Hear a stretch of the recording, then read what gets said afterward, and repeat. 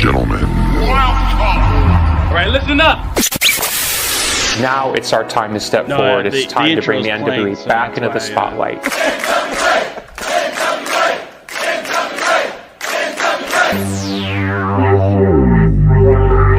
I was thinking that it might be a good idea if you and I formed an alliance. Let's get ready to rumble! Attention, everyone. Welcome to the greatest wrestling program in the world. Ladies and gentlemen, can I please have your attention? Stop what you're doing and listen. It's the Alliance Guys podcast with your hosts Kevin, Frazier, DKM, and Jay Cal. So is mine. Nice. Ladies and gentlemen, welcome to the Alliance Guys podcast, a presentation of Alliance-Wrestling.com, your number one source for news and for information for the National Wrestling Alliance. My name is Jay Cal, and with me are two very intelligent gentlemen. One of them is a former World Junior Heavyweight Champion, Kevin Frazier.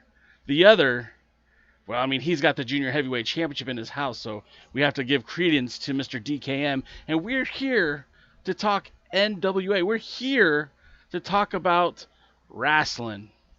And gentlemen, thank you for joining us tonight. I know that we're crossing 3 different time zones. We have Mr. Kevin Frazier in the great state of Florida. We have DKM in the People's Republic of Texas. And, of course, you got me, Jay Cal, out in SoCal. And, guys, what a week for wrestling. What a week. You know, we're in 3 places that I love. Florida, California, and the great nation of Texas. The great nation of Texas. We've got a few viewers in our chat. I said hello. Yeah, we've got. I'm on the multi-stream here, and I can see we've got Wrestling with MMA has joined us. Yep.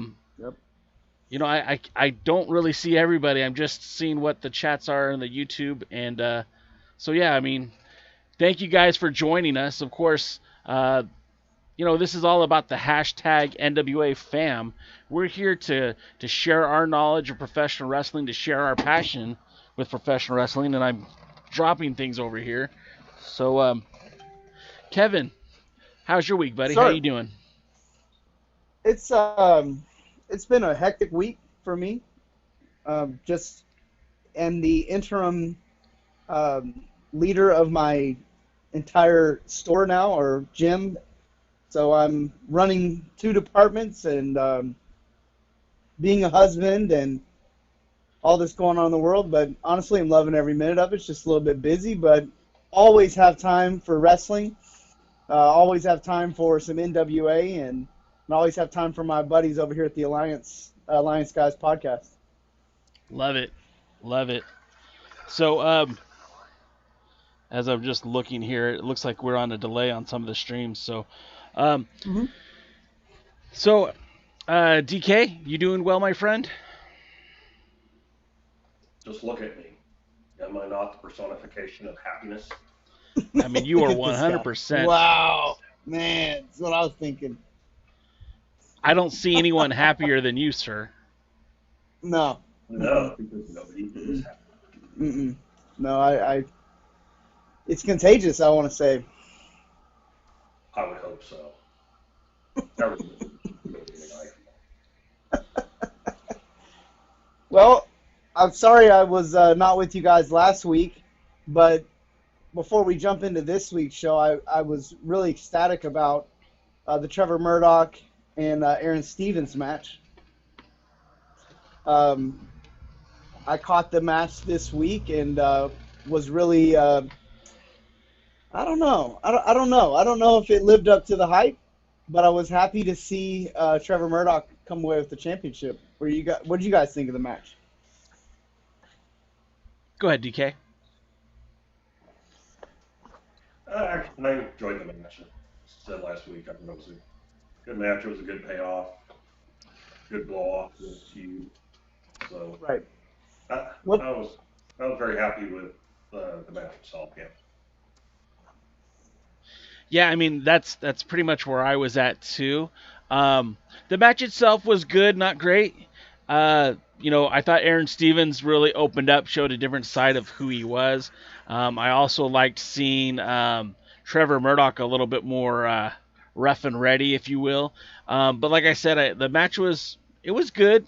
I didn't really have a problem with the match. The payoff is 100% what the fans deserved. Right. And I really think, at the end of the day, I know that in wrestling, with the way wrestling is, of course, wins and losses are all that stuff is predetermined. You never really know how you're going to respond to that opportunity, that chance when they raise your hand and hand you that belt. I really felt like that emotion from Trevor Murdoch was authentic. I really felt that was a cool moment, again, for the fans, for Trevor Murdoch. He got that title win. It was the first title change on Primetime Live. It was the first NWA match that was from Power onto Primetime Live. So I really felt like it had some good momentum. I feel it gave us a good payoff. What happens next for Aaron Stevens? I really don't know. What happens next for Trevor Murdoch? Again, I don't know. So far, there's been no announcements yet for any additional NWA Championship matches on Primetime Live. But, we're 1 month into the show, so we'll see how it goes. Well, so there was something about the match, and I'll address this throughout the show. It's kind of a theme that I would like to kind of recycle throughout the show today, just about general match psychology, maybe kind of what I guess you'd say behind the curtain kind of stuff. What I'm looking at as a wrestler's wrestler. And again, remember, I'm a fan too. Don't get me wrong. I don't feel like just because I was in the ring for, an extended period of time or anything like that makes me any better, or that you guys don't see, what you guys see in the match is any, like I'm some kind of, special person. But it does give you a different filter when you're watching the matches. And there's just something I'm starting to pick up on in matches, and I want to put a challenge out there to the wrestlers to start looking into maybe challenging themselves to push out of their comfort zone a little bit, because we as fans deserve a little bit more sometimes. There's a seed planted. Yeah, no, and I agree with you. I'm just reading some of the comments. Welcome, Brian Rosas. Welcome, Kakushi. Will Martin's in the house. Dave Scooby's in the house. Dave asked us if we're not on YouTube. Dave, we're on. Dave Scooby, we are on YouTube. I think we're on. Maybe the initial channel jumped, but yeah, we are on. We're here. We're also streaming on Facebook Live, and we're also streaming on Twitch.tv. We're still trying to get the handle of some of this stuff, so if the channel didn't populate correctly, Woodland Goblin said they made a new room. So okay, so we're on YouTube. It's just not in the right chat room, or at least not the right window we originally thought it was. Okay, I see it now. I'm looking at it, and it looks like, it's interesting. It's interesting. Well, the pre-show, the pre-thing where they were doing the countdown never changed. You went on to basically a new window, so to speak, for the live. Well, we're still trying to figure out the kinks, guys. We're going live. This is new for us. We're using OBS Streamlabs, so if things tend to have a few glitches, be patient with us as we try to work around that. We are going to get to, of course, our recap, our review of Primetime Live episode number 4. There was some pretty interesting things that happened on that show. But first and foremost, I got to say, guys, I'd be remiss if I didn't mention happy birthday to NWA Power. That premiered 1 year ago today at 6:05 Eastern, 3:05 Pacific. And, a lot of the Rebel Rousers out there, a lot of the chat seems to be like, hey, this thing is done. It's toast. It's over. You had Raven come out and say that he thought Billy Corgan was just going to just toss the whole NWA into the closet. That isn't the case. I had a little Twitter post back and forth with the world's heavyweight champion. Nick Aldis has said publicly that his top 3 priorities, number 2 on that list is getting NWA Power back on the air. Of course, we know that Billy Corgan, William Patrick Corgan, the owner, the president of the National Wrestling Alliance, has stated that his primary goal is to get Power back on the air. They're trying to figure out a way to do it. They're trying to figure out a way to get the show back on without an audience, which means it might fall behind a pay window. But, I mean, you can't have it both ways. They need to generate revenue to produce that content. So I think a lot of us are in the same boat, that we would gladly take NWA Power back if we had to break off, $7 or $8 a week to check it out, a lot like how we're getting with the Primetime Live. DKM, what's your thoughts? Would you be willing to pay for an NWA Power? Like all things, it depends. Would I pay for the show that they're producing for free on YouTube? Probably not. Would I pay for something similar to what the United Wrestling Network's been putting out? Probably. Would I pay for both of them? Probably not. So it'll be interesting to see where it goes. I actually agree a lot with what DK's saying.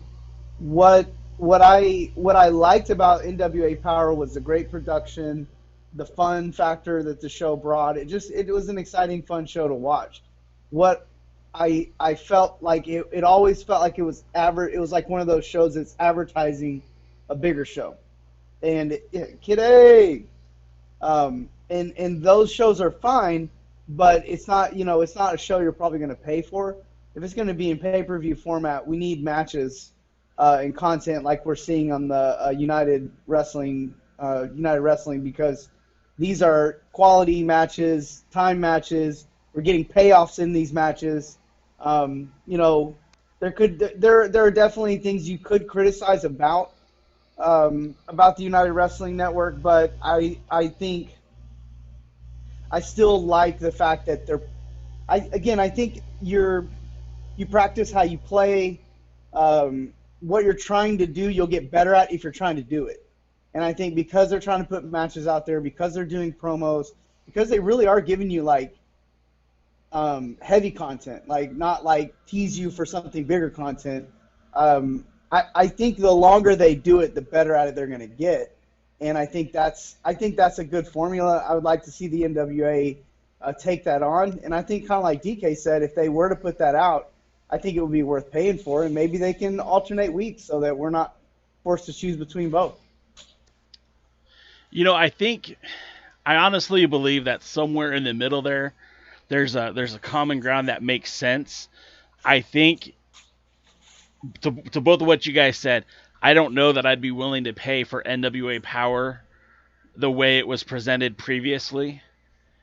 But I think I would pay for a premium NWA content that came out weekly.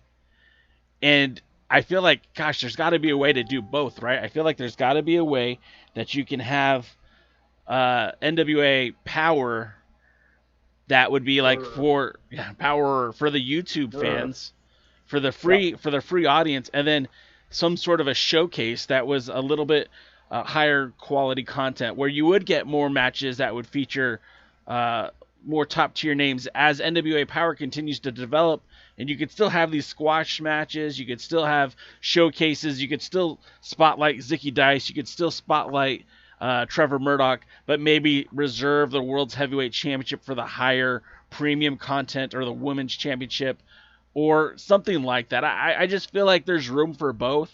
And when it comes to Dave Marquez is making 90 minutes of television every Tuesday live. They're doing it live. And then they're also doing 4 weeks of television every other weekend down in Port Hueneme. And then in Arizona, they're doing another, television taping that does 4 hours worth of content creation. There's a way that you can maximize this where you can record matches and build storylines for multiple platforms. I hope that the NWA figures out a different way of doing things and figures out a different way to to make this work for everybody. And my camera just died. So, well, I like what some of the guys are throwing in here in the comments.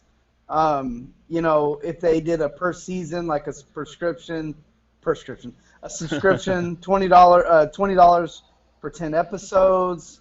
You know, I like some of these ideas. Yeah, I mean, what they're looking at is, you know, there's a lot of competition out there for your wrestling dollars, and I think like if you somehow some way you've got to find a way to edge in corner your own market. I like the subscription thing. I think, you know, $20 for 10 episodes would be a great way to get fans watching every single week. They're already bought in, and now they're going to actually show up for it. And maybe as the weeks go on, the price per show increases, or you can do kind of like what they do on the United Wrestling Network and pay per show as well. Yeah, I think another option, just to be outside the box. I haven't really read the comments, so somebody else may have brought this up. But I think you could look at doing almost like the old territory days, where you could do like 4 hours of television or YouTube, which is closer to the product they were putting out in, you know, before. And then, you know, have a monthly, or not a monthly, well, yeah, like a monthly pay-per-view that, you know, you might be willing to pay $10 or $12 for, because it's going to be the accumulation of those 4 weeks of story. Right. And then, you know, once a quarter, you could put out a big, you know, pay-per-view type thing. Yeah. That maybe you spend $20 on. And I have got to get rid of this cat. I don't know why they let it in with me, but for some reason he thinks this is where he needs to be at. Well, and again, I think we've got a lot of good feedback as a whole, because I think even the people in the chat room are voicing their opinion on this, that, you know, there's got to be some option that they can work out so that we can get the National Wrestling Alliance and get some content out there, because it's crazy to me that people really want it and it's not being produced. That's crazy to me. It just is. I don't know how else to put it, but it's just crazy that people are requesting it. There were hundreds of thousands of people watching it, and I just think there's a fan base here, and you got to figure out a way to leverage it now before they start to feel like you really just don't care. Well, and at some point it's an investment. Yeah. I mean, you may lose money. And, you know, in the wrestling world, everybody loses money. Best way to come out of wrestling with $1 million, start with 10. And so I understand we need revenue, we need something to do, but, you know, MLW's coming back, ROH has come back.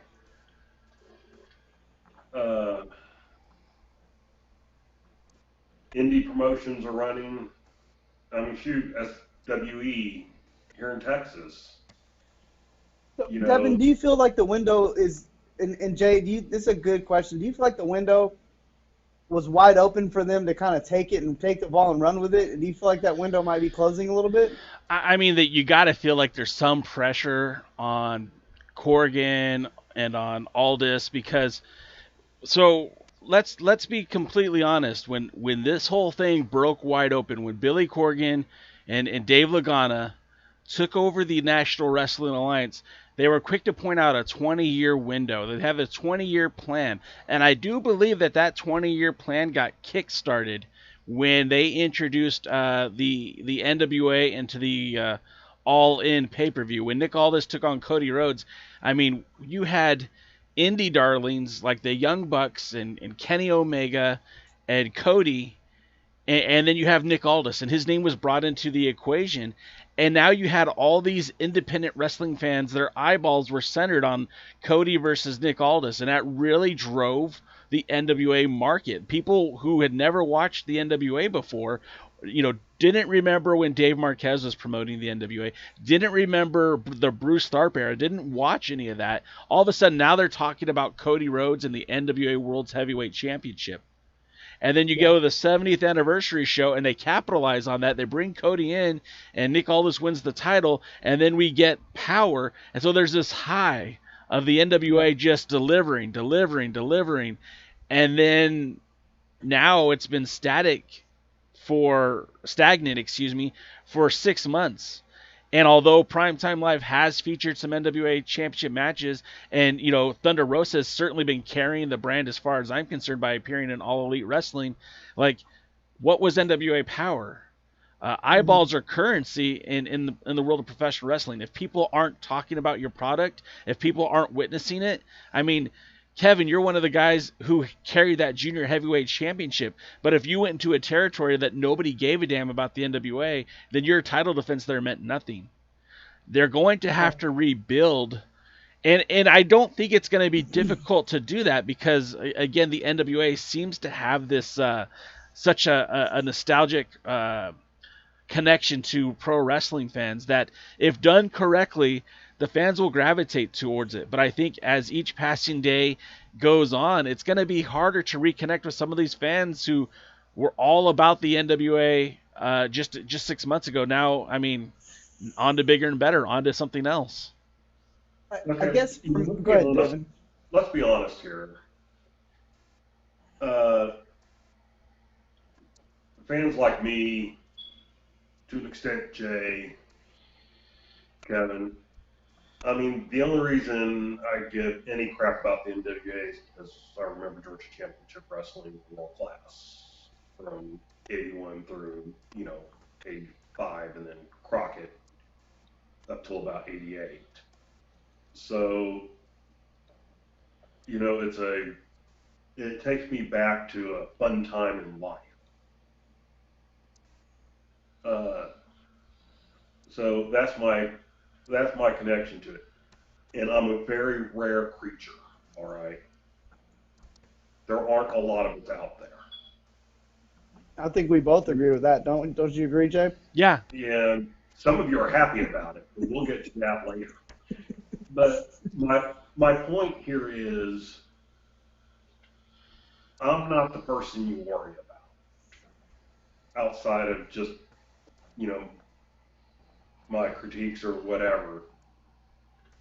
Basically, if you put out a decent product, if you don't put out WWE or AEW style wrestling, you're going to have a good chance with me. But man, Jay just lit up. He's like an angel now. And, so the problem is, in wrestling, the casual fan is a fan for 4 to 5 years. All right? There are fans out there today who do not know Undertaker in his prime, do not know Rock in his prime, really don't know Steve Austin at all other than, when they show old clips of him. Don't really know Shawn Michaels or Bret Hart or know when Ric Flair was, the top guy touring around the world. And so these are people you got to grab, you got to hook, and you got to keep them. Right. And to me, the NWA's had 2 falters now because they did get all that momentum from All In. And Cody won the title, and Aldis won it back 40 days later. And they had a pop-up show in January, and they were going to do more pop-up shows, and we never had another pop-up show. And they were going to do a TV thing. We never got a TV thing. And so that was January until October. So 10 months of not much. But then they started Power, and they started some pay-per-views, and they started getting some hype again. They had some good wrestlers. and everything. So things were going, and then COVID hit. Well, okay, nobody's responsible for COVID, but you got to do stuff to keep your market share out there. Well, then, hey DK, the people in the chat room are asking you to speak up or turn your microphone up, whatever you can do, because they're having trouble hearing you. But I don't know. I'm as high as it is. I can scream. Does that help? Oh, Jesus. Anyway, I'll get a little closer. But to finish up my thought was, really what hurt them wasn't COVID. What hurt them was the speaking out movement and the loss of Lagana. And not so much because Lagana was just the most awesome guy who they could survive without him, but because they just stopped. I mean, just stopped.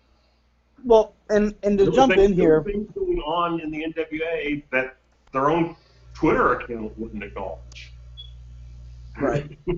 Right. Well, and to kind of piggyback off of that is, again, I feel like there was an opportunity there, and I know what happened with Lagana, but he's not the only wrestling mind in the company.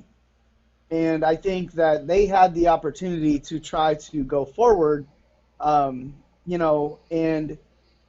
they didn't. And again, I think that's part of what the problem is. And again, if we're talking about safety of the wrestlers and we're talking about that sort of thing, I mean, at this point you have United Wrestling running shows, so there's really no reason why they shouldn't have been ready to go when the opportunity presented itself. And right now it looks like that opportunity is there. I'm just not sure what the holdup is. And again, if we're talking about money and finances and that kind of thing, I thought if you had a 20-year plan, I assumed that, they at least had some kind of financial backup for times like this.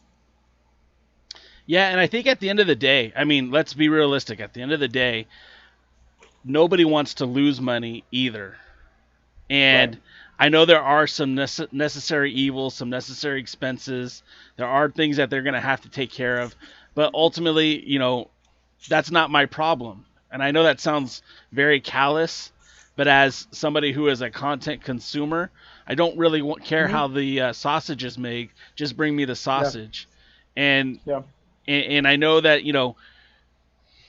I do want all the performers to be safe. But Primetime Live is showing us that they can do that without any problem. And I'm not talking about the WWE because, I mean, we've seen those cases, but as someone who actually entered into Thunder Studios myself, who had a negative COVID test, walked in, they did the thermometer check when I walked in the door, I wore a mask the entire time I was there. There's ways to do this where you're not putting people at risks. And being able to capitalize again on the popularity of the National Wrestling Alliance. I mean, again, 6 months ago, we were talking about, between 150 to 200,000 people watching this show on YouTube. Yep. And I get it. That's not the same as a TV audience, but those are pretty big numbers. Those are significant numbers. And now when, the few pieces of content they have put out, they're back in that, much, much, much smaller range. And I know it's to their benefit to get back on the saddle and to make something happen. And I believe that's what they're committed to. It feels like they're slow and moving, and we all want it to be much, much quicker. But I can understand waiting, but communication's important. Right. And what a lot of us are saying in the long run is that we're not getting the communication we want to get. Yeah. In other words, if it's going to take you 3 months to put a show together, tell us it's going to take you 3 months. Yeah. And then, look, I hated Carnival. Don't bring that back. But, they did the one episode of 10 Pounds of Gold with Nick Aldis. They just had a new champion crowned, and Trevor Murdoch. My gosh, guys, do something. Right. Anything. So, So, do we actually want to talk about the pay-per-view that the show is supposed to be about? Because we've got 30 minutes. We've got about 30 minutes, and haven't even gotten to it yet. Yeah, well, and I think we all agree, and we all agree on this particular thing. Yeah, and that's true. I mean, we're pretty much all saying the same thing. You're right. So so last week on Primetime Live, we see the crowning of a new NWA National Champion in Trevor Murdoch. I think that was great. We all kind of said our piece on that. This week is the first time we don't have an NWA Championship match scheduled, which is kind of interesting to me because it's that's been a big theme of the show. Now, we still have an NWA sanctioned match, but for week 1, 2, and 3, there was at least 2 NWA sanctioned matches on each show. This week we get one, and we get Viperous challenging the future stars of wrestling, Lacey Ryan. Excuse me, did I say that right? Lacey Ryan for the Ladies Championship, and then we also get the debut of Zicky Dice and a mystery partner teaming with Watts. I love Watts, and he's teaming with Da Pope. You guys formerly know him as Elijah Burke or D'Angelo De Niro. Still just as good on the mic. It was good to see him back.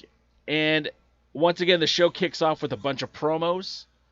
And I think this is a great way, again, to just familiarize this audience with who these talents are. Because as we saw in the chat room just recently, Dr. Robert Stinson said that a lot of the fans who are tuning in to Primetime Live are tuning in to see the stars of the NWA, which I do believe there's a lot of truth to that. But a lot of the people watching these pay-per-view, I also believe, are fans of Championship Wrestling from Hollywood, Championship Wrestling from Arizona, and they might not have been exposed to some of these NWA names. Now, some of the talents that are come onto the show, like last week, Aaron Stevens, formerly known as Damian Sandow, and, of course, Trevor Murdoch, they both had pretty lengthy runs in the WWE.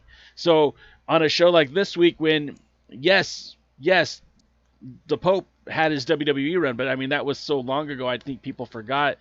These promos are a great way to introduce the audience to who these people are. And I really felt like the Pope was channeling his inner Dusty Rhodes. What did you guys think of the promo segments that started off the show, DK? I do like these promo segments because I am very unfamiliar with a lot of the people on the show, so this gives me at least a inkling as to who they are. It also tells me whether they have one of the needed talents for professional wrestling. That's the ability to get yourself over on stick. Yep.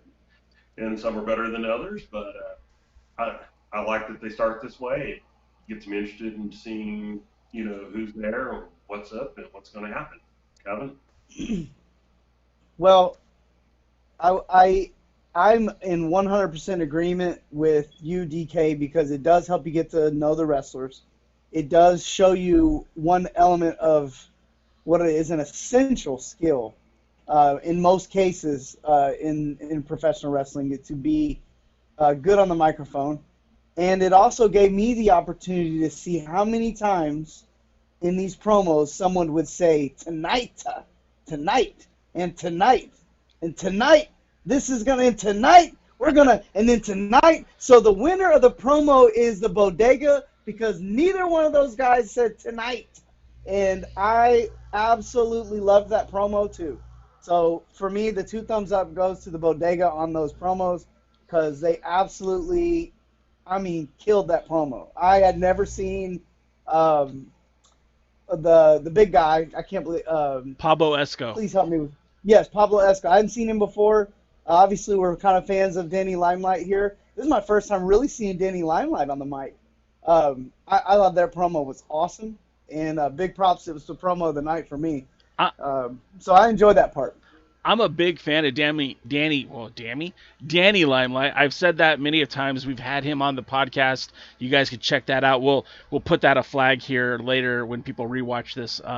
Danny Limelight, I think, is probably one of the hottest up-and-comers in Southern California wrestling, maybe even in just wrestling in general, because, besides appearing on Championship Wrestling from Hollywood that airs all over the United States, he's also one of the biggest names that's on New Japan Strong, recently having a victory over our boy, the former NWA World Junior Heavyweight Champion Barrett Brown, and then he's also been on Primetime Live twice now, and he lost his first match with Kevin Martinson, but it was one of those matches where you felt like, man, that guy's got a lot to showcase. And again, him showing up here with Pablo Esco, the Bodega, I really felt like I think that's going to be a great team, and I think Danny Limelight is just someone said in the chat room, Wrestling with MMA said it, Danny Limelight's money, and I can't disagree with that. And I'm sorry to jump in, but I would want to say this because we're kind of jumping ahead of ourselves into that tag match. But you know, I feel like their team is a very intriguing team too. Yeah. Because you have such a good combination of size. You know, again, I'm gonna so far what I saw from Pablo Esco wasn't the most impressive stuff in the ring, but he's a big heavyweight, and I don't expect that from him. I want him to get in there and slam people and knock people down, scream really loud, and be good on the mic and look believable. If he doesn't have the best, take the best arm drag or anything, I could care less, because that's why we have Danny Limelight to do those kinds of things. So I think they're a great team, and hopefully hopefully the United Wrestling Network booking committee saw the same thing I saw, because the team that I saw, the other team that I saw that's, I guess, holding the belts, I mean, I've already seen multiple teams better than that team. Did you notice on Pablo Esco's King Fat Boy on his tights, or I guess not tights but pants, it said One Man Lucha Gang, and I'm looking at him, I'm like, yeah, man, he kind of does remind me of One Man Gang, both in size and stature, and that's a scary man. Yeah. Whew. Yeah. So, okay, well, then let's get into it then. The first matchup we have tonight is we have the wooden and laconic Brian Idol taking on Levi Shapiro with Howdy Price. Brian Idol's this guy who looks like he has a great look. But, oh my gosh, I felt disenfranchised with him. I saw a lot of hesitation in a lot of the moves that he made. A lot of the higher impact moves, he hesitated. One move in particular that scared me to death is he went for this head scissors takeover, like a head and arm, but it went up the wrong side. Yeah, it looked more like a bulldog, and I thought, holy cow, he just killed Levi Shapiro right there in the ring. Luckily, Shapiro was okay, but nothing about this guy really like stuck out to me. And like I said, he had a great look, but in ring, I wasn't really convinced that he was this looks can kill kind of guy. But I did want to point out that Idol, no relation to Anthony Idol, who made his debut last week against Chris Dickinson, has wrestled in a lot of the top promotions on the East Coast. We're talking about FIP. He was at the 2015 King of the Indies. He's wrestled in United Wrestling Network affiliates, Fight Nation, who at one point was IPW UK, and before the promotion closed down entirely. He's a guy that's traveled. He's a 10-year veteran, but not his best work tonight. I really think Levi Shapiro had his working boots on. He salvaged the match as far as I'm concerned. Everything Levi Shapiro did looked very clean, very crisp. That power slam was a thing of beauty. The bulldog off the top rope looked really good. DK, what did you think of this match? Well, I'm neither as high on Shapiro or as low on Idol as you are. Idol did seem to come across as nervous, I guess would be the phrase I would use. And like he would like start stuff and stutter step, especially when he would move forward. Yeah. So they talked about his accolades, but he came across as kind of green to me. Very much so. But I didn't think he was horrible or anything like that. I thought his in-ring work was, when he was on, I thought he was on. It's just, I don't know if it was nerves or what. He just seemed to self-doubt. Something happened, I don't know. I'm not really a fan of Levi Shapiro, and this is just a personal thing. I don't know. I don't like his look. His ring work was solid, I'll say. I mean, I don't have any complaints with what he did in the ring as far as his work. The match overall didn't do a lot for me. I don't know. Like I said, maybe it's more personal to what appeals to me. Kevin, Did you? Well, Did you play through it? before I really, because I'm not gonna have a whole lot to say about the match, and I'm gonna shed a little bit of light on what y'all both picked up on with the Idol kid guy. He's not a kid. He's like a guy. He's not even, I don't know if he's a man or whatever. He's not a kid. He's been in the business 10 years and obviously been traveled around. But that's not. I want to bring up something else. You know, and this is a technical thing, and I actually chatted online or had a chat with my good buddy the Manimal, who says hi to both of you guys. You know, we were chatting about this, and maybe I don't know if I'm pulling the curtain back too much on this, but there's a thing that really peeves me about these matches, and I saw it in the Aaron Stevens and Murdoch match. It wasn't nearly as bad as this match, but you have a guy. The Idol guy, beats up on Shapiro for 5 minutes. I mean, he runs him through every kind of offense you can think of. The referee interferes. Obviously, we know what's about to happen. Shapiro comes in, Pearl Harbor's him from behind, and now all of a sudden, one shot, Idol's dead. One hit, and he's dead. One shot to the back. No, this wasn't at the end of the match. This is in the cutoff. The glove wasn't loaded. It was him cutting him off right at the beginning. 5 minutes of offense. He turns around, gets distracted, gets hit in the back, and now he's dead. And now Shapiro is completely like nothing ever happened to him. For 5 minutes, like he didn't get beat up. Well, that's a fair point. This drives me absolutely crazy because it's lazy, it's unbelievable, and it's so cliche. You can tell there's some passion in my voice here. But let me just tell you a little bit of how this should be done. If you have Idol who's been beaten up on Shapiro, the Pearl Harbor job is fine. That's great. You get the upper hand. But this guy doesn't. You don't just die. I mean, you get one hit in the back, you're not done. Shapiro acted like nothing ever happened. So we have a term for this. You probably heard it. It's called selling. It's called believability.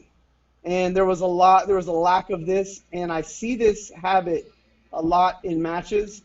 And I know this is an old school kind of way of running a match, and I know that Levi Shapiro is an old school guy, but old school wrestlers did a better job of understanding that a good guy, a babyface, is supposed to have fight no matter what happens. And if you got beat up for 5 minutes, you don't just turn around and become Superman. Drives me nuts. I'm not a fan of like the bump, get up, because bumps hurt like hell. And if we're gonna sell a freaking punch to the gut, but not sell a slam on the back of your head, it's just people watching it. It loses believability and credibility. There we go. So when you guys are watching matches and you're not going to be able to unsee this now. So you're welcome. You're welcome. But you're going to see when. I must have missed the spot you were talking about because I don't remember it specifically, or maybe I blotted it out of my memory. But right. Yes, I do see things like that, probably because of you. Yeah. And Jim Cornette. But it's one of those things that, okay, have you ever like watched something and you're like, you can't put a finger on why it's good, but you just know it's good? That's the effect doing these subtle things have on watching a good match. When you watch a good wrestler, these are little things that the everyday fan's probably not paying attention to, but it has an effect on you subliminally because it helps you buy in more. You're believing it more, even though you're suspending disbelief. So again, no one going to watch the Avengers, really believes that Chris Hemsworth has a magic hammer. But as you're watching it, you don't want them to like insult your intelligence with it. And so a little bit of that peeved me in this match because it became hard to watch after. The reason you guys are picking up on Idol and why he was so awkward is I'm just gonna cut to it. The kid is not any good. It's just what it is. It's not just green. I mean, he wasn't green because he was doing the moves. I mean, they had some semblance of psychology in the match, but he had no facial expressions. That's not true. Back and watch himself. That's not true. This was his facial expression. Yeah. The entire time. Oh, sorry. The whole match. the entire time. Yeah, and I mean, I think that's a big reason. Again, he's obviously had plenty of teachers and been around. So I'm not going to give the excuse that he's green because he's been around too long. He's just not learning. He's not picking it up. And spacing was bad, ring positioning was bad. The camera angles had to constantly change so that you didn't see his butt on hard camera.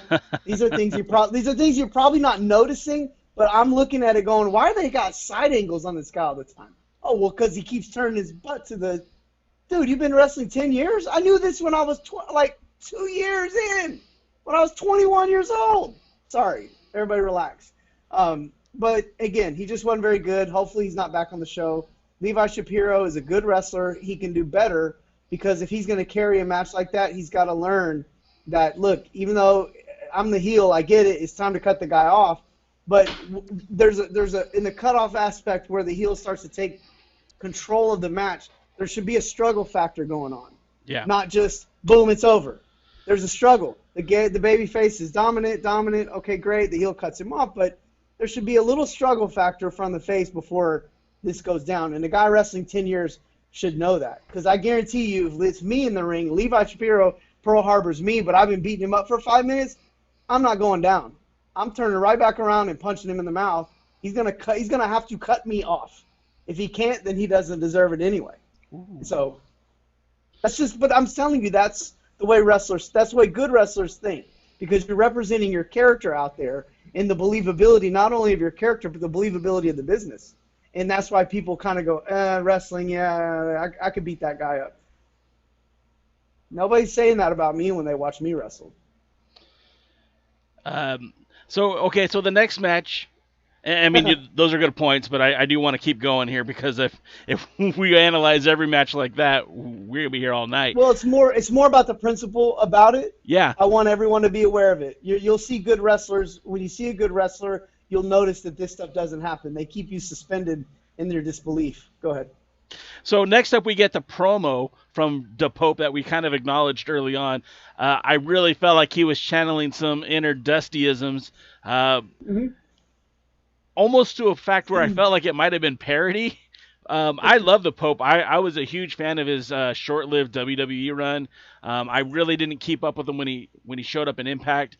I've always hoped that at some point he would enter the ring for the NWA, and seeing him tonight was pretty cool. I mean, here again, we were talking about Power early on. The storyline when he was in Power was that he was looking for his 4 horsemen, as he would say. I'm looking for my horsemen. And then tonight, he kind of even indicated, hey, I'm getting this guy Watts. I'm getting behind him, and I'm going to have him pull me around. And it just kind of made sense because it's something we were picking up on last week where 2 weeks ago, Eli Drake versus Watts, they called that an NWA sanctioned match. And now you've got Watts teaming with the Pope, who is an NWA wrestler, and this is an NWA sanctioned match. Maybe down the road we'll see Watts show up in NWA Power. But again, basically the promo is just to put things over, to put who the Pope is over, and again, remind the audience who he is and what he's capable of. So I thought they did a good job of telling that story. Did you guys have anything you want to add to that? Good promo. Good promo. Okay. Next up, we had the ladies match, and I hate that term. I don't know if that's actually what it says on the belt. It's always been women's wrestling to me. Ladies match seems to, I don't know. I just don't like it. When I think of ladies, I think of Glow, Gorgeous Ladies of Wrestling, that just recently got canceled off of Netflix. That's not what this is. This is actual competitive wrestling. And even though this falls short of what Thunder Rosa was able to accomplish 2 weeks ago, even though this fell short on some of the other really solid women wrestling matches, I thought this was a pretty good match. I felt like Lacey Ryan really lived up to the expectations. She defended that Future Stars of Wrestling Championship. I think she could stand in the ring with some of the other females that we've seen in the last few weeks, like Allison Kay, like Thunder Rosa, like Camille, like Heather Monroe. In fact, she's feuding in Hollywood with Heather Monroe in the Best of 7 series. Viperous, to me, she didn't really win me over. She has a great look. She's very, what's the word I'm looking for? she kind of has that same thing that Priscilla Kelly has going on for her, where it seems like when you look at her, you think, well, this is going to be an easy victory for Lacey Ryan. But it turns out Viper could get in there, and she was able to do a lot of damage, working over, finding a way to kind of get that sleeper hold, that rear naked choke applied multiple times to the match. I wasn't expecting a whole lot from this match, but it did deliver. I was happy with the end result. DK, what did you think of the match? I liked it. I thought it was good. I thought the in-ring work was, good. Wasn't glowing by any means. Didn't know anything about either lady. I thought they both made a good account for themselves. With one exception, I did think, what was her name? Ryan? Lacey Ryan. Yeah, Lacey Ryan. Ryan. And I thought,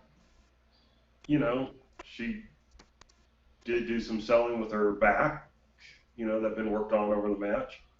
With the exception of, I think, one suplex or something, she kind of bounced right back up from, did something, but then went back to selling it, even after the match when she had won and they were handing her the belt. So,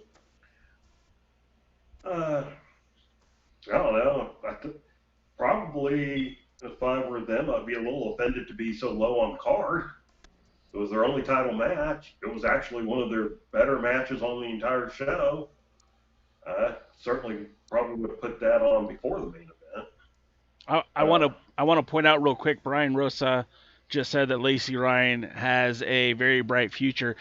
That's one of the things I was thinking the entire time watching her, is like, well, this is her audition to show up in Mission Pro at some point, right? Because she has some skills, and I think she would thrive in that marketplace. Sorry, DK, go ahead. I didn't mean to interrupt. No, I was basically done, but yeah, I would agree with that statement. I mean, I would have put them higher on the card. I would have put the title over, the fact that it was a title match over harder, and I thought both of them made a good account for themselves. Kevin? Well, anytime I see the FSW brand on a champion, most of the time the booking crew over there are pretty good at recognizing talent. So I got the trust factor, so I already immediately thought, well, she must be good if she's carrying that belt. Again, I haven't kept up with FSW, religiously, but they're pretty good for knowing good talent. I mean, they brought me in. But I was really impressed with Lacey Ryan in the match. I thought Viper almost immediately, just by looking at ring presence and stature, I thought she was going to get completely dominated. But I thought she did a good job, and I thought Lacey Ryan did a good job at helping her be believable. Again, this is just veteran stuff, like stuff that's just kind of like ring savvy to keep the match interesting. It could have easily been a beatdown. But I agree that Lacey Ryan has a great future. I think she's a good wrestler. I think she got great positioning in the ring. I think she knows what she's doing. She knows what she wants to do in the ring. Seems to have an identity of like who she is. And so I could see her standing in there easily with somebody like Thunder Rosa. I might put her even a tick above Allison Kay.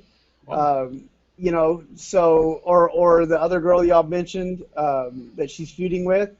I would say she's probably the second best wrestler I've seen on women's wrestler, so to speak.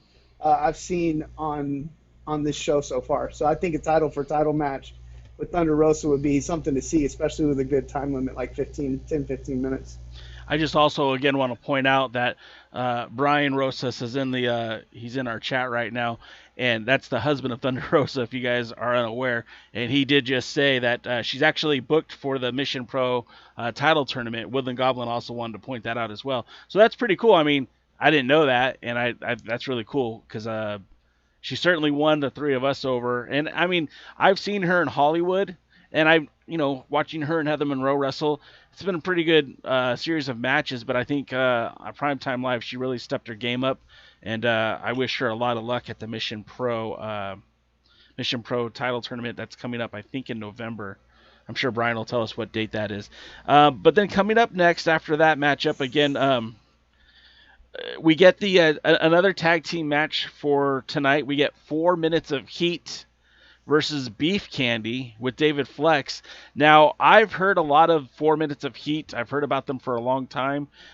They've wrestled pretty much everywhere, but most notably in the Pacific Northwest, where they are currently the Defy tag team champions. Billy Pearl and Ricky Gibson. They've competed a few times in Championship Wrestling from Hollywood. They competed in former NWA affiliates like ECCW in British Columbia. But their last match since the pandemic pause was against the Hollywood tag team, this new tag team of New Japan, Young Lion, Connors, and Dickie Mayer. And so tonight their opponents are Richie Slade, who is a veteran of Championship Wrestling from Hollywood and Arizona. We see a returning Ricky Mandel, who's a former Hollywood Heritage champion. They're managed by David Flex. Flex was the coach, the manager of Pac 3, who are the old United Wrestling Network tag team champions. So, I mean, there's something to be said about this team of Beef Candy, despite the odd name.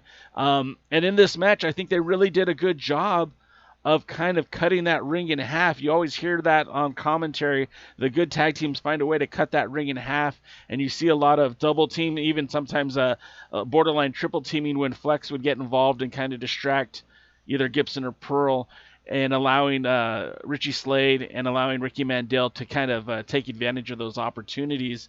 This was a pretty good tag team match.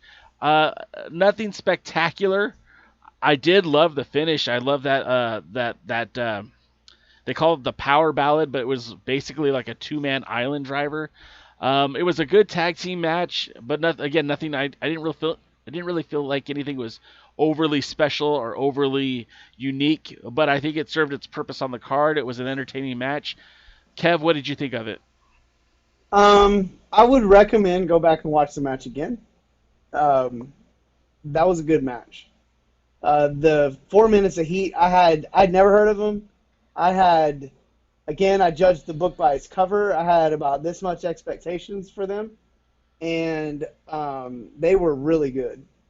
The stuff that I was complaining about earlier, they did not have that there wasn't as much of that issue in the match, and I found myself kind of drifting in some of the other matches.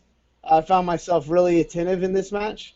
And again, as a wrestler's wrestler, I really enjoyed those guys. I thought they were a good team. I do like Mandel just personally, so of course I'm going to be, a little more attentive to his match. He was a really cool guy, and I was very fortunate to get to know him for a short time. So again, I was interested in this match. I liked it, and I really think I really would like to see more. Because when you watch a team like 4 minutes of heat, I think because their stuff work against anybody, and they really would. I think they have a good mentality of what a tag team is supposed to do, because 2 men together is 400 and something pounds, right? One of those guys alone probably doesn't have. The sum is greater. The sum is greater than the parts. Is that right? Yeah, I think you're close. They really represent that. I think individually, I don't think either one of those guys would probably go too far. But together, the way they work together, I feel like, again, they could take a team. They could really take a team like Danny Limelight and Pablo Esco, and really those two teams together could literally tear the house down because of believability, because of what they could do in the ring, and the fact that even though Big Pablo Esco is, probably the same size as both of those guys combined as a team, the way they work together and their believability, I really believe like that's a match I want to see. Your thoughts, DK? My thoughts. Both teams need to change their name. I'm serious. Yeah. I had a hard time taking this match seriously when they were introduced with those names. And it's a good thing they had good ring work, because if it wasn't, I would have tuned out about 90 seconds into the match. Kevin talked about a pet peeve of his. I'm going to express my pet peeve because it was kind of redundant throughout the night, and it was especially in the tag team matches. But I don't like the clueless ref. I don't like. I mean, like in the first match where the ref spends all that time arguing with the manager and everything like that, give the heel the chance to load the glove, hit the guy. I mean, come on. Again, when it comes to believability, no other sport is the ref going to do that. Manager crawls up, he's going to either leave him alone or he's going to disqualify the guy or push him off himself. You know, something you don't sit there and argue with them for 10 minutes. You don't tackle the babyface wrestler, pushing him back to his corner because he's not supposed to be in there while the heels double team, and then when the heels are both in there at the same time, you count. Or you say, guy, what if you have to get out? You know, whatever. I don't like it.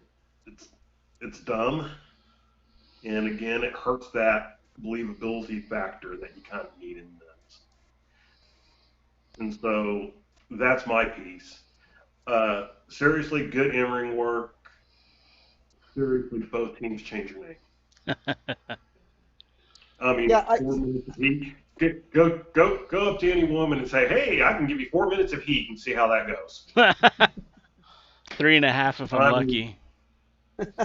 Well, oh, Jesus. I digress. Actually, DK, I agree with you on the name because their name is why I didn't have high expectations. The way they looked and the name kind of turned me off to them. But their in-ring stuff was really good. But I will also agree with the ref thing. You know, like, if it happens once a month, okay. But when it's happening all the time on the shows, again, especially considering that, you know, if the refs, in reality, the refs should be hip to this kind of stuff by now. I know that sounds, oh my God, but yeah, the refs should know these things at this point. And it would be nice, kind of going back to what I went on my rant earlier about is, you know, be a little more creative. You know, if you're going to do stuff like that, do something that we haven't seen 1,000 times. And make it a little bit more creative and think a little bit harder about what you're going to do. And if you can't be more creative, then don't do it. And this is something that's been a pet peeve of mine all the way back into when I first started watching wrestling.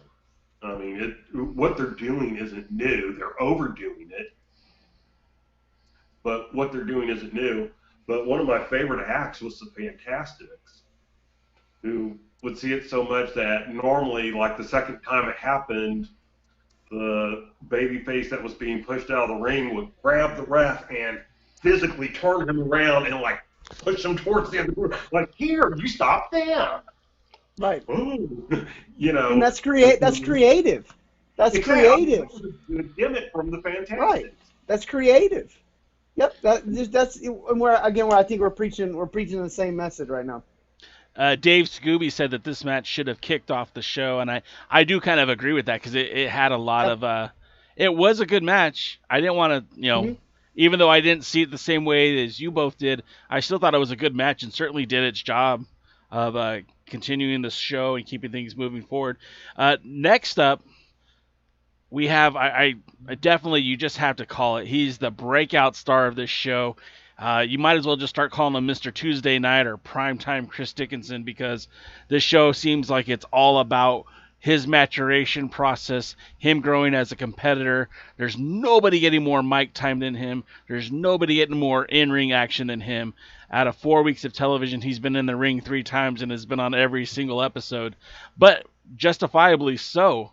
He's bringing a level of intensity. His promos are solid. His in-ring work is great. This guy was from Game Changer Wrestling. When I think of Game Changer Wrestling, I'm thinking of guys like Nick Cage and Joey Janela, guys that I don't really give a damn about. Chris Dickinson is not cut from the same cloth. He gets in there and he has these very intense promos. He comes out and delivers in these matches where he wrestles very intensely. I was educated recently about the platinum Max Caster.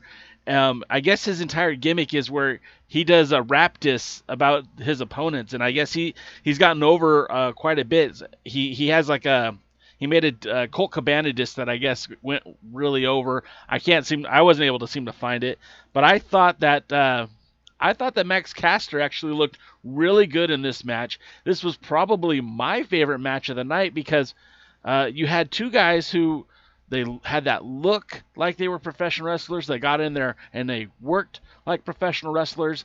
And there were times where I could see that maybe Max Caster might go over. Now, I know the storyline and everything building up to it makes Chris Dickinson more or less Goldberg of the United Wrestling Network.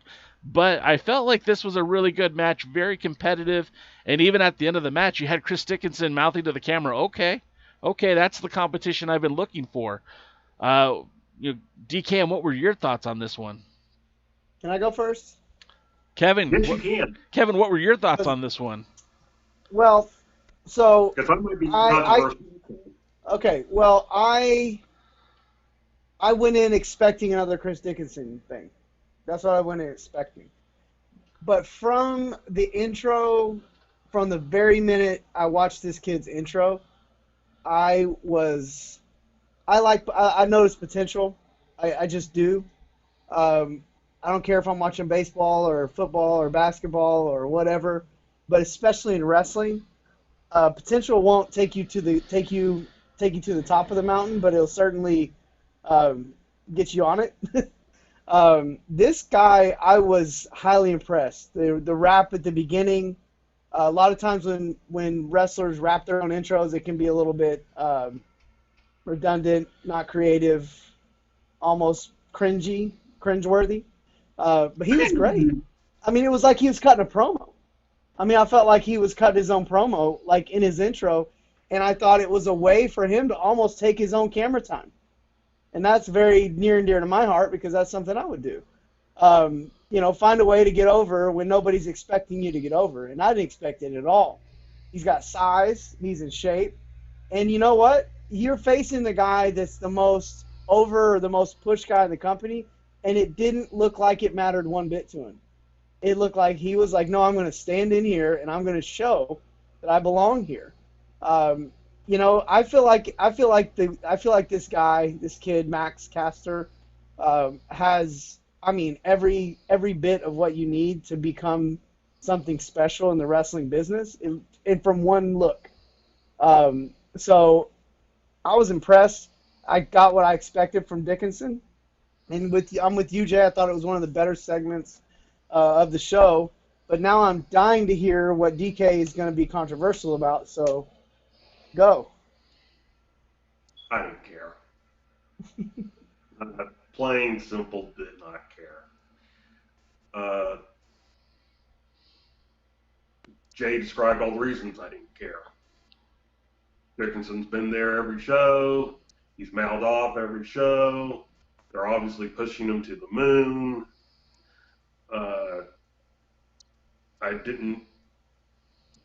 Newcaster didn't have a chance. At no time in the match did I ever think he had a chance. I'm still not even the biggest Dickinson fan. I said last time he kind of grows on me like a fungus, but he's still a fungus.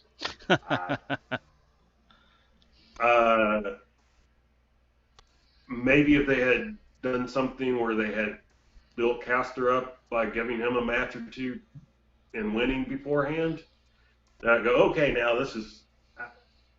I mean, I have no need to see another Chris Dickinson match until I feel there's going to be some, again, on a pay-per-view, until I feel there's going to be something competitive. Well, and so now this is episode 4 of this United Wrestling Network universe, right? And you're right. I mean, we all kind of can read the writing on the wall. Dickinson is a guy who just, I mean, you could tell what they're trying to do with him. But I'm thinking I'm thinking they have to start laying down the foundation for some storytelling. And so, now 4 weeks into this show, you know who Chris Dickinson is. You know who he is. So now the next 4 weeks of this program, I think they need to show who he is and put a story that makes it compelling. And you're right. Like, I was kind of surprised he got Anthony Idol last week, because Anthony Idol's been one of the bigger names for championship wrestling from Hollywood in the last year, and I was kind of surprised that he went out so quick and so early. And I did not know a whole lot about Max Caster going into this match.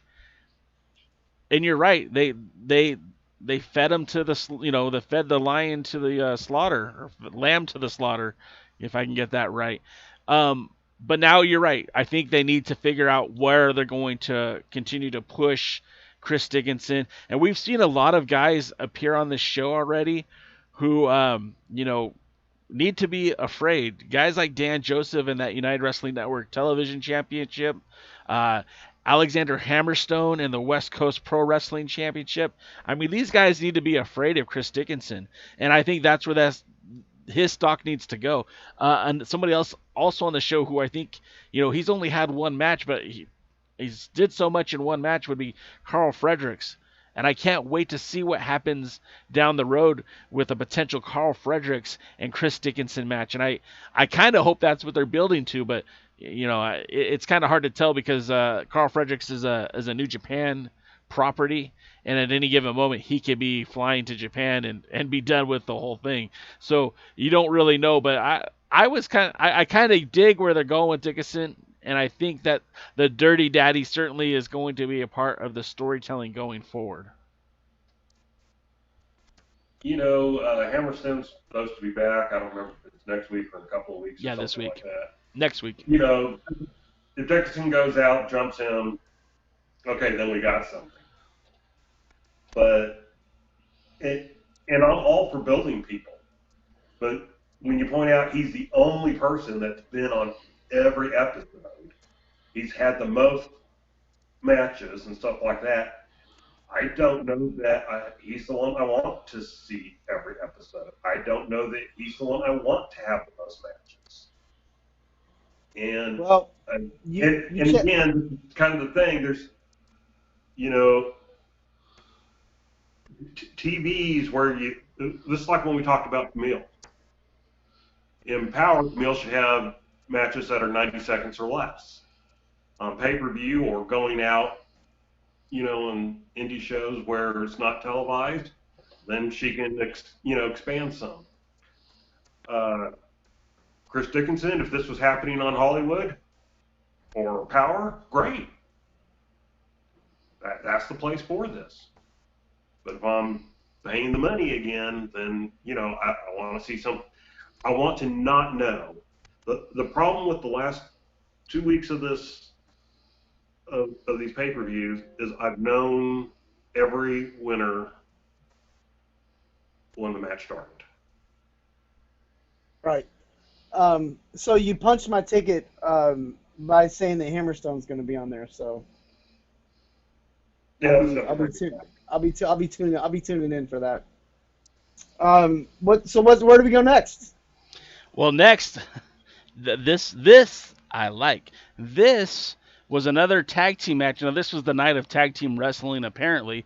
But this match, again, I felt like now you got something. Now we're cooking. Wolf Zaddies and La Bodega. Now, the Wolf Zaddies, I mean, we remember they were on episode 1. They had that match with the Tribe. And Kev, I know you're very familiar with the Tribe. And that match was all over the place. They ended up battling to the back. There's bad blood with Tito and bad blood with the Navajo Warrior and the Hawaiian Lion. And that match was hard-hitting and crumbled into the backstage area.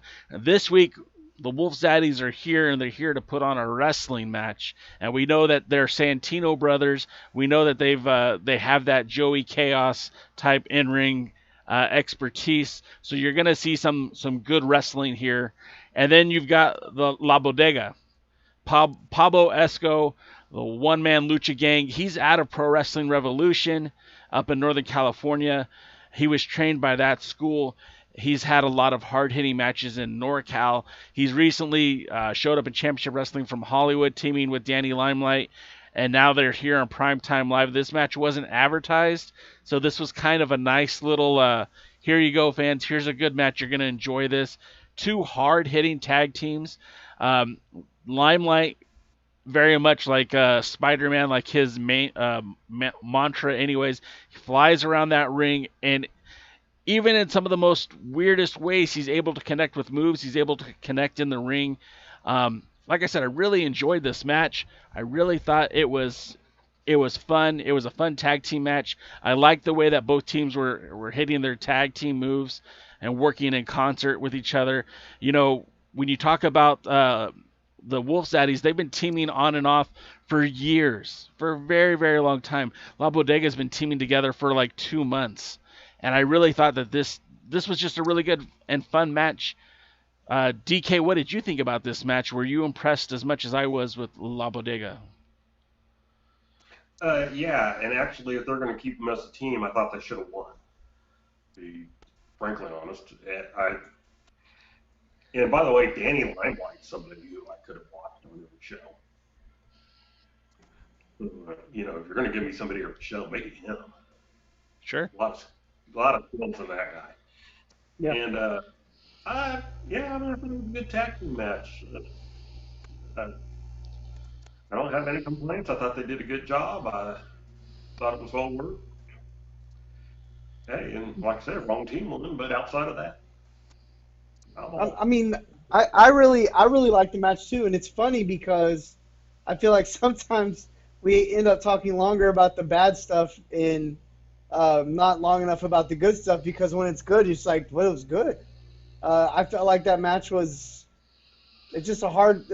I agree with, I agree with DK because I wanted them to win, but what I do like is that at least because you had two very evenly matched teams, two push-worthy teams, two teams that are competitors, two teams that you could easily see being contenders for the top spot in the tag division. I like that we didn't have a schmoz finish or some kind of count out or some kind of, that kind of deal. Some walker, and then we're going to start calling it a power finish, where, everybody just has everybody just walks out of the ring or something, and the show's over. And we're like, what just happened? I appreciate a good y'all know what I'm talking about. Like, they had a conference at the end of a match at one point. But, I enjoyed the fact that they did have a finish, but I felt both teams looked really strong. So I don't think it's the end of the road for either team if they lose, but I enjoyed the match. I thought it was a good match. Believable. For God's sake, it was believable. And when I say I felt the wrong team won, I'm saying it in the sense that Kevin was talking about. That's the one I wanted to win. Right. Right.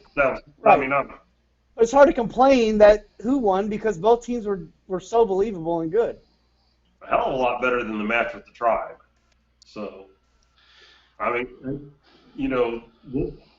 Zaddy had that, in their con column coming into this, was that match. And, this one, heck,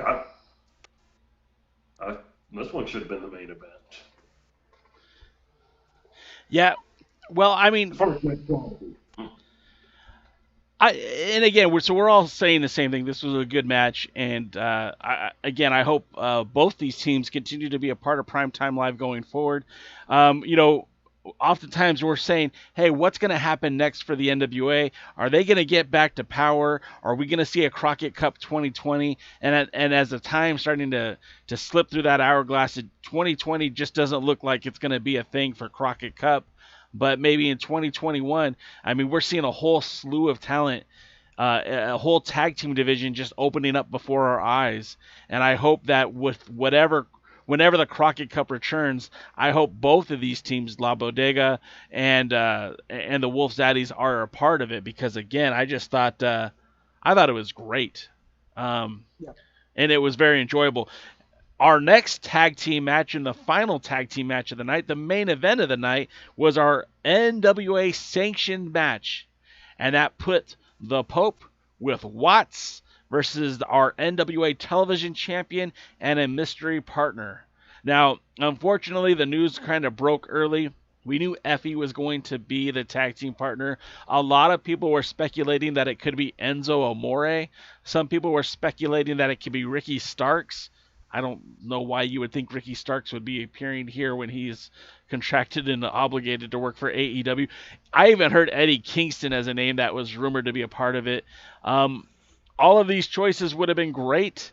I'm very unfamiliar with Effie. I know he's kind of a indie darling right now, and I know a lot of people love his wrestling.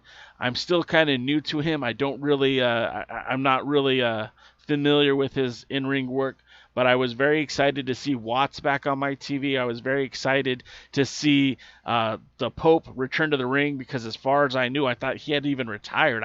I thought he was done wrestling inside of a ring. So to me, that was a real big draw. If I had not ordered the 4-pack, I would have ordered this show, because I wanted to see the Pope and Watts in the ring together.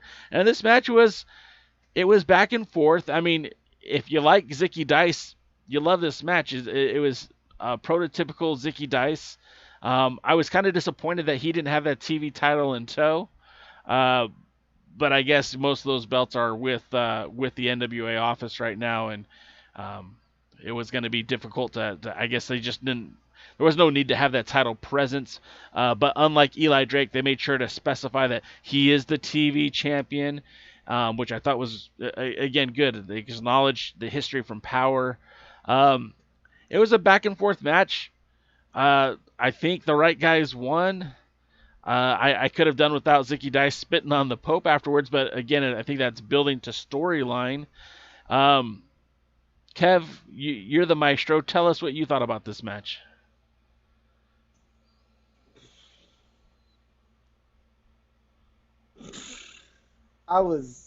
Sometimes I watch wrestling matches and I'm embarrassed that I would be embarrassed to like bring a friend over, show them that match, and go, I used to do this. This would be one of those matches. Because Watts and Pope look like Pope was he lost one amateur boxing match. Darth Watts is 6'10" or something. Both of these guys look like they could absolutely squash the everyday person. And you have them wrestling, and again, if I'm offensive, I really don't care. Because I ain't scared of Effie or Zicky Dice or what they might do to me. Because they're not freaking believable. Against two buffoons. Two guys that don't look like they could fight a day to save their life. And to watch those two guys sell for them was an embarrassment to the wrestling business. And whoever put that together and put that as a main event on a wrestling show that I paid for, shame on you. Did you really want to hear my opinion? I mean, yeah, man. Like that's just it. That's what the alliance. I can dig into this and tell you why, but I think I made it pretty obvious. Do Zicky Dice? I don't even know what the finish was because I stopped watching the match. Because to me, I thought it should have been over in 5 minutes, and I couldn't watch. Did Zicky Dice and Effie win? No. Okay. Because if they did, I would never order another show. I'm sorry, but it was just. I understand that heels, and I get it, but I wouldn't have brought a friend of mine over that never watched wrestling before and showed them that match. Because I'd be embarrassed. Dave Scooby in the chat says, "Will the Pope Dice storyline be a way of getting the belt off of Dice?" Probably so. DKM, what was your thought on the match? I mean, again, I felt the air leave the room, but I don't. That's why you guys have me here. I mean, to tell you what somebody who has paid their body dues watching this and going, I love Watts. I'm sorry to jump in here again. I love Watts. He's such a believable character. I like Pope. I think he's a believable character. I've not been a big fan of Zicky Dice, not because I don't like what he does in the ring. I just don't see him as a main event belt carrier kind of guy. He's a good promo guy. He's a decorative piece. He's a good addition to a show. I'm not saying he's garbage. I'm thinking Effie. I don't know much about him, just like you. I wasn't really impressed with too much of what I saw in the match. Didn't look too believable to me. I just thought it was the wrong two guys having a match with two guys that they should have gotten beat up by in 2 minutes. I digress.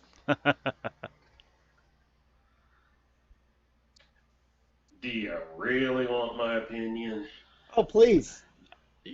But you guys both have said that. I've never once censored you guys on this podcast, and I never will. I want your opinions. These people want to hear your opinions because they're either going to say, I 100% agree with you, or they're going to say, this guy's full of shit. Either way, that's what this is all about. We are a family. We are a community. We're here to talk about wrestling. I do want your opinion. Tell me you loved it. Tell me you hate it. I'm here to listen. Okay. I didn't care. In the introductions, when they're, oh, nobody knows who his partner is. Dude, it's been leaked for 2 days now. I mean, I hear about living in the bubble and stuff like that for the COVID thing, but everybody knew. They didn't have to come out and say. They could have just said, well, there have been rumors who it is that's coming out. Let's see if they're true or not, or, whatever. Oh, yes, look, it was true. Effie needs to go to AEW, work with Joey Janela, Kip Sabian in that group. I didn't think anything of him negative or positive because I tried not to think of him at all. Zicky, he was another fungus that kind of grew on me for a while, but Kevin absolutely nailed it. And, Jay, you and I kind of had a conversation offline. He's not, I'm not sorry to say it either, he's not a main event guy. Not at this point, certainly. He looks kind of like with me, that he kind of has the COVID body back. And he's not the only one, baby. Woo! And Kevin over there looking all muscle. And wait a minute. Hold on a second. I have to say this. If you guys are watching this video, doesn't Kev look like he could jump right back in the ring right now and not miss a step? I'm just saying, the dude looks like you look like $1 million. Yeah. Go ahead, DK. Give me Rey Mysterio. Maybe. You gotta wait for his eye to grow back. Hey, I step in the ring with Rey Mysterio. I didn't pay that much attention to it because I didn't give a damn. I'm not at all. Like Kevin, this should have been the opening match. Oh, could have been. I mean, and Pope and Watt should have come out and slammed them both and pinned them both and gone back and had a beer. Yep. Yes, obviously they're developing a storyline. I've never seen Pope wrestle, so I guess that's one good thing I can say about it. I got to see him wrestle. They're obviously they're trying to develop a storyline between Zicky and Pope. I don't care if those two wrestle or not. Unless it's going to be Ultimate Warrior Honky Tonk Man, where Pope goes out, squashes him, and runs around the ring with the belt. And it's kind of sad because this is a circumstantial situation. Like I said, Dice kind of grew on me. He probably grew on me before he grew on either one of you two. But I scrubbed real good. And it's just, I feel he's a solid mid-card guy. He, back in the days, some of the smarts call him, jobber to the stars. I can see him getting some wins in the mid-card and low-card and probably not so much in the upper card. And I'm not saying that couldn't change one day, go get in shape, And he, because of his size, he kind of has to be in shape. Dusty was kind of a big guy. And Dusty had charisma that could, carry on past. And he would talk about that. They go, they go, why doesn't your body look like the other wrestlers' bodies? And well, because I've always liked the nightlife better than the gym life. He could get away with saying things like that. Yeah. And, but,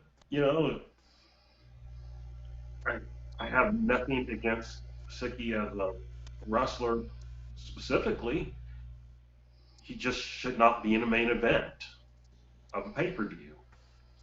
In a match against two guys who should have, pinned him in 2 minutes.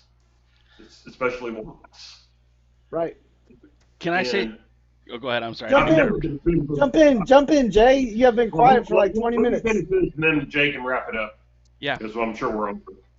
I've never been the biggest Watts fan, but I've always been a Watts fan, and I'm becoming a bigger Watts fan since watching these pay-per-views. So, boy, I hope he does get into power, and I hope he is somebody that can, we can see challenging for, the TV or national title, and eventually, the world title. So, and I'll just say this is my overall thoughts on the pay-per-view. If I hadn't had the 4-pack, I wouldn't have bought this one. I thought that this match was going to go an entirely different way. I thought this match was going to be over quick, and I thought we were going to get a TV title match unannounced. I thought we were going to have a TV title match Tuesday night with Dice and Pope, with Pope walking out as champion. But they're also trying to do the slow burn. They're also trying to get these guys in front of you so that they can tell a story. If they put Zicky Dice in an opening match, it's not going to mean a whole lot when Pope takes the belt off of him. If they don't put him in a main event, if they don't treat him like a main event, you're going to carry even less. And maybe, maybe that psychology. You have to believe. What was that, DK? But you have to believe that's where he belongs. Yeah, and you know what? I'm not arguing that with you because, again, I don't feel like that was the Zicky Dice that we saw on Power. And I don't know if it's because, like you said, I don't know if it's due to a lack of in-ring time because of COVID. I don't know if that's because maybe he might have lost his smile with everything that's happened, or maybe it just isn't a good chemistry between the four men that were in the ring. But ultimately, this, I think, is planting the seeds for a story that we're going to unfold in episode 5, 6, 7, and 8. And you're right, DK. If I was buying this per episode, the strength of this card alone probably would have convinced me to just buy it. I want to watch these so that we could do this podcast so I could talk about it, so I can be well informed. But this one was the hardest show for me to sit down and watch. It's because I didn't have a lot of interest going into it. I mean, I love Watts. And I'll tell Watts every time I see him, I love to see him in the ring. He was wrestling in AEW at the same time that the show was going on. This show is the hardest show that I had to watch for these. Everything else had been really, really good to great. This show I felt like had some bright spots, but all in all was the worst of the 4 episodes. Do I think this is the downfall of the pay-per-view? Absolutely not. Do I think episode 5 is going to start off strong? I really do. We've got this big announcement coming up at the next pay-per-view, 8 years in the making. I mean, I think we all have an idea of what that announcement's going to be. I don't want to speculate. What's that? Come on, I don't know. Tell me. All right, you guys. Yeah, we'll let Dave Marquez make that announcement. I don't want to steal any thunder because I might not even be right. But we also have Dom Kubrick, who's again another one of those Santino brothers students that we know Kikuchi loves so much. We've got Fred Rossier coming to the show, who's been wrestling New Japan Strong. For those of you guys who aren't familiar with the name, he's formerly known as Darren Young in the WWE. And he's going to be wrestling Chris the Masterpiece Masters, who I got to see on an indie show recently wrestle against Orange Cassidy, which is all other kinds of messed up. But he actually looked really good, and I'm kind of excited to see him on Primetime Live. We'll see the return of Alexander Hammerstone, one of the most over wrestlers on this whole broadcast. My camera keeps turning off on me. This time I think it's actually dead. Uh-oh. Uh-oh. All right, we have an app for that. That's okay. You guys still hear me talking? Oh, yeah. Yeah, probably. Awesome. Bear with me here, folks. I'm watching your camera go off on the YouTube live. Well, Sure. ladies and gentlemen, Jay Cal right now is off air, but you can still hear him. Am I correct on this? Yeah, well, I'm here. On that note, I would like to say that I'm super pumped about getting to see my buddy Hammerstone come back. The man will sell some tickets. Probably one of the best Twitter accounts you can follow. And I can't wait to get offline and figure out what this big announcement is, because I guess you guys know and I don't, because I'm... I mean, use your imagination, Kev. Oh, gosh, that's tough, because there's so... back, Kevin. Oh, yeah. Did they book Rey Mysterio? Maybe. Yeah, if it's Rey, I'll tell you, I'll come out of retirement to wrestle Rey. Unfortunately, Liger's already retired. But I come out of retirement to wrestle Jushin Liger. I think that's about it. I think that's where I draw the line. Kikuchi wanted to point out that Fred Sampson also competed in the Reclaiming the Glory title tournament, which saw Adam Pearce eventually win the 10 pounds of gold in Bayman, Puerto Rico. But I did want to point that out. And then also we're going to have Heather Monroe return. She'll be facing Elena Black. So I think episode 5 has already off to a good start. We'll see how it goes, of course. But I do want to say, for all of you guys that have hung out here as we went about 45 minutes longer than we were anticipating, thank you guys for hanging out with us. Thank you for checking us out. We plan to do this every Thursday, 10 p.m. Eastern, 7 Pacific. I hope you guys will join us again. Kev, any last remarks before we call it a night? Just glad to see you guys. This was fun tonight. Can't wait to do it again next week. Thanks for everybody for tuning in. Thanks for all the guys, gals in the chat. We look forward to seeing you guys next time. And Mr. DK, your closing comments? Hammer stone. Hammer stone. Hammer stone. I bet I could probably get an interview with him if we really, really wanted that to happen. Well, make it happen. I'll talk to him. See if maybe I can get it done. Live on the air, so now you're on. Yeah. All right, I'll do what I can. I'll see what I can do. I'm gonna have to buy him a cheeseburger. Buy him too. I'll chip in on that. And of course, I'm Jay Cal. Thanks again for watching, guys. Check me out tomorrow on Instagram Live with Will Martin as we do the Friday hot tag. And then Tuesday, check out the pre-party with Jay Cal just ahead of Primetime Live. If you guys also want to support my friends over at This Is the NWA podcast, they do a live show on Sunday nights, I believe at 8 p.m. on their YouTube channel. You'll see the link here on the video. And of course, they do a recap review of the pay-per-view immediately following. And I love those guys, Dr. Robert Stinson, Gary Horn, Will Martin. Consider them family, and I hope you guys check them out too. You can follow me on all social medias at the Alliance blog. Kev, I know you're taking a break from Twitter, but where else can folks follow you on social media? You can get me on Instagram, Kevin Lee Frazier. Facebook every now and then. I've not been doing a whole lot with social media lately, but Instagram's probably the best place to go. Kevin Lee Frazier. If you guys really want me to, I'll post some stuff on there. Just because. Why not? Why not? Just do it. Why not? Do it. All right. And DK, where can they find your hot wrestling takes? Twitter at DKMFWTX. So, guys, again, thank you so much for joining us tonight. Thank you for hanging out with us. We'll be back here next week. Until then, we will see you guys, right? We'll see all of you guys, all of you, at the matches.